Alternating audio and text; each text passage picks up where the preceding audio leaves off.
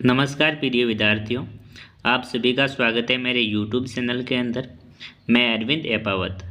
मैं आज अर्धवार्षिक परीक्षा 2024-25 मतलब आप सभी को पता है कि आपके जो अर्धवार्षिक एग्ज़ाम है वो 11 दिसंबर या फिर 14 दिसंबर को स्टार्ट होने वाले हैं। तो मैं आज उन एग्ज़ाम का हिंदी विषय का पेपर लेकर आया हूँ और यही पेपर आपको आपकी अर्धवार्षिक एग्ज़ाम के अंदर देखने को मिलेगा।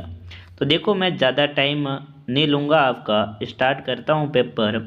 उससे पहले आप सभी से एक रिक्वेस्ट करता हूँ, अभी तक आपने मेरे यूट्यूब चैनल को सब्सक्राइब नहीं किया है तो सब्सक्राइब कर ले और बेल आइकन को प्रेस कर ले।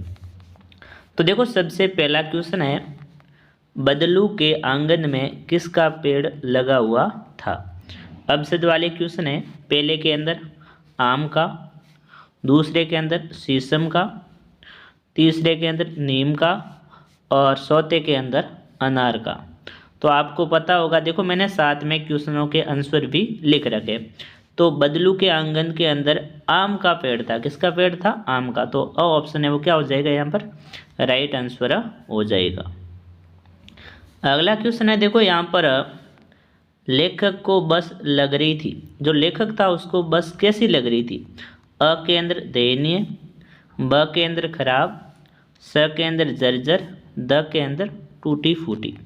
तो इसका जो राइट आंसर है वो क्या हो जाएगा? दयनीय हो जाएगा। ऑप्शन है वो इसका सही आंसर हो जाएगा। तीसरा क्वेश्चन है, वेरी वेरी इंपॉर्टेंट क्वेश्चन है, कबीर जी के अनुसार मनुष्य का मन होना चाहिए तो किस प्रकार का होना चाहिए? अ के अंदर निर्मल, ब के अंदर कठोर, स के अंदर शांत, द के अंदर पवित्र।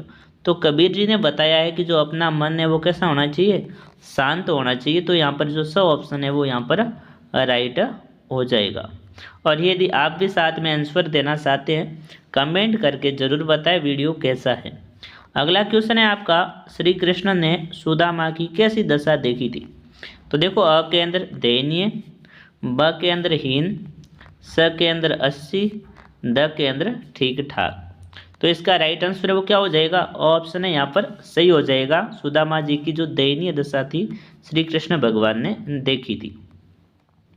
अगले जो आपके क्वेश्चन रहेंगे वो कौन से आ जाएंगे? अति लघुतरात्मक प्रश्न आ जाएंगे। पांचवा क्वेश्चन है, बदलू का काम क्यों ठप हो गया था? जो बदलू काका था उनके काम क्यों रुक गया था? रुकने के पीछे क्या कारण था वो आपको बताना है। तो लाख की चूड़ियों के स्थान पर कांच की चूड़ियाँ पहनने के कारण बबलू का काम ठप हो गया था। अगला क्वेश्चन है आपका छठा क्वेश्चन है, साधु से क्या पूछनी चाहिए और क्या नहीं? तो ये देखो, कबीरदास जी वाले पाठ में से लिया गया है। कबीरदास जी ने बताया था, तो जाति ने पूछे साधु की, पूछ लीजिए ज्ञान, मोल करे तलवार का, पड़ा रहने ते म्यान। उस हिसाब से बताया है। तो इसका आंसर हो जाएगा, साधु से ज्ञान पूछना चाहिए, उसकी जाति नहीं पूछनी चाहिए। अगला क्वेश्चन है आपका सातवां है, वेरी वेरी इंपॉर्टेंट क्वेश्चन है, चिड़िया अपनी चोंच में क्या दबाए हुए हैं? तो इसका आंसर हो जाएगा, चिड़िया अपनी चोंच में तिनका दबाए हुए हैं। क्या दबाया हुआ है चिड़िया की चोंच के अंदर? तिनका है। आठवां क्वेश्चन है, कवि ने भगवान के डाकिए किन्हें कहा है? तो इसका आंसर क्या हो जाएगा? कवि ने भगवान के डाकिए पक्षी और बादल को कहा है। किसको कहा है? पक्षी और बादल को कहा है, यहाँ पर ध्यान रखना है। अगला आपका जो 9वां क्वेश्चन है वो कौन से क्वेश्चन आने वाले अब है? लघुतरात्मक क्वेश्चन है, जो आपके 4-4 अंक के क्वेश्चन रहेंगे। मैंने इन प्रश्नों के भी उत्तर साथ में लिख रखे हैं। तो देखो, 9वां क्वेश्चन है, मैं हर पेड़ को अपना दुश्मन समझ रहा था, लेखक पेड़ों को दुश्मन क्यों समझ रहा था? तो इसका आंसर क्या हो जाएगा? जब बस की दशा ऐसी थी कि उसे जबरदस्ती चलाया जा रहा था, कभी भी उसकी ब्रेक फेल हो सकती थी या कोई पुर्जा खराब हो सकता था। इस भयभीत मन स्थिति में जो भी पेड़ आता उसे देखकर लेखक को डर लगता था कि उसकी बस उससे टकरा जाएगी, इसलिए लेखक पेड़ों को अपना दुश्मन समझ रहा था। ये क्वेश्चन है, वेरी वेरी इंपॉर्टेंट क्वेश्चन है, ये आपको अर्धवार्षिक एग्जाम के अंदर पूछे जाएंगे, ये पेपर सबसे इम्पोर्टेंट है। अगला क्वेश्चन पूछा आपसे, अगला है, कवि ने अपने आने को उल्लास और जाने को आंसू बनकर बह जाना क्यों कहा है? तो ये भी क्वेश्चन बहुत ही इंपॉर्टेंट है। इसका आंसर है कवि ने अपने आने को उल्लास इसलिए कहा है क्योंकि वह जहाँ भी जाता है लोगों को खुशियों का संदेश देता है, जिससे लोगों को अपने दुख भूलने का अवसर मिल जाता है। और देखो आगे बताया, कवि ने अपने जाने को आंसू बनकर बह जाना इसलिए कहा है क्योंकि उसके जीवन में आई खुशियाँ चिरकाल तक नहीं रह पाती हैं, और फिर कवि उसे अपनी असफलता मानता है, इससे कवि को दुख नहीं होता है। अगला क्वेश्चन देखो, 11वां क्वेश्चन है, वेरी इंपॉर्टेंट क्वेश्चन है। 11वां है, अपने गांव लौटकर जब सुदामा अपनी झोपड़ी नहीं खोज पाए तब उसके मन में क्या क्या विचार आए, कविता के आधार पर स्पष्ट कीजिए। इसका आंसर हो जाएगा, सुदामा जब अपने गांव लौटकर अपनी झोपड़ी न खोज पाए तब उसके मन में विचार आया, कहीं चलते चलते रास्ता भूलकर फिर द्वारका तो नहीं आ गया। इस प्रकार से आप इस क्वेश्चन का आंसर लिखोगे। अगला क्वेश्चन है आपका 12वां क्वेश्चन है, साइकिल चलाना किसका प्रतीक बन गया? तो इसका आंसर लिखोगे आप, साइकिल चलाना महिलाओं की व्यक्तिगत आज़ादी का प्रतीक बन गया। इससे उन्हें पूर्ण स्वतंत्रता मिल गई। वे कहीं भी किसी भी समय बंधन मुक्त होकर आ जा सकती हैं। अगला क्वेश्चन है जो आपके व्याकरण से क्वेश्चन लिया गया है, 13वां, वेरी वेरी इंपॉर्टेंट क्वेश्चन है कि अगला क्वेश्चन है, सर्वनाम किसे कहते हैं? उसके प्रकारों के नाम लिखिए। तो यहाँ पर आपको सर्वनाम के प्रकार और उसकी परिभाषा बतानी है। तो परिभाषा क्या हो जाएगी? परिभाषा है, संज्ञा के स्थान पर प्रयुक्त होने वाले शब्दों को सर्वनाम कहते हैं। और जो इसके भेद होते हैं वो कितने होते हैं? 6 होते हैं। पहला है पुरुषवाचक, दूसरा है निश्चयवाचक, तीसरा है अनिश्चयवाचक, चौथा है संबंधवाचक, 5वां है प्रश्नवाचक और 6वां है वो निजवाचक सर्वनाम है। अगला भी क्वेश्चन है वो भी आपके व्याकरण का क्वेश्चन है और वो क्वेश्चन पूछा आपसे, पर्यायवाची शब्द लिखो। तो यहाँ पर आपको पर्यायवाची शब्द लिखने हैं। आकाश का, तो आकाश के आपको कम से कम 4 पर्यायवाची शब्द याद होने चाहिए। तो आकाश के पर्यायवाची शब्द होते हैं नभ, व्योम, अंबर और गगन। दूसरा पूछा आपसे कमल, तो कमल के पर्यायवाची शब्द जलज, पंकज, नीरज और सरोज।